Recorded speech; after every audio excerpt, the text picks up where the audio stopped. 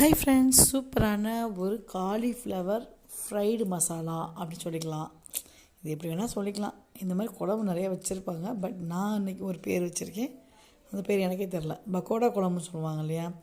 So அதேமாதிரி வெர்ஷனில் தான் கொஞ்சம் காலிஃப்ளவர் நான் பொரிச்சிருந்தேன். அதுக்கு ஊற்றிக்கிறதுக்கு குழம்பு இல்லை. என்ன பண்ணலாம் அப்படி யோசிச்சுட்டு இருக்கும்போது தயிர் ஊற்றி சாப்பிட்லாம் அப்படின்னு நினச்சா கொஞ்சம் போரிங்காக இருந்துச்சு. கிளைமேட் நல்லா இருக்காது. உடனே என்ன பண்ணேன் யோசிச்சுட்டு ஒரே ஒரு கிராம்பு, ஒரு பட்டை, ஒரு ஏலக்காவை தாளித்து கொஞ்சம் வெங்காயம், தக்காளி, ஒரு வெங்காயம் ஒரு தக்காளியை மட்டும் நல்லா வதக்கிட்டு கொஞ்சம் மிளகாத்தூள், கொஞ்சம் மல்லித்தூள், அதை வீட்டில் இருக்க குழம்பு தூள் கூட போட்டுக்கலாம், போட்டு நல்லா வதக்கி தண்ணி ஊற்றிட்டு பொரிச்சு வச்ச காலிஃப்ளவரில் நம்ம கடலை மாவு, மைதா மாவுலாம் போட்டு தானே பொரிச்சிருக்கோம். ஸோ அதுலேருந்து அந்த திக்னஸ் வரும் அப்படின்னு நம்பி அது உள்ளே போட்டு நல்லா கலந்தவொடனே ஒரு திக்னஸ் கிடச்சிருச்சு.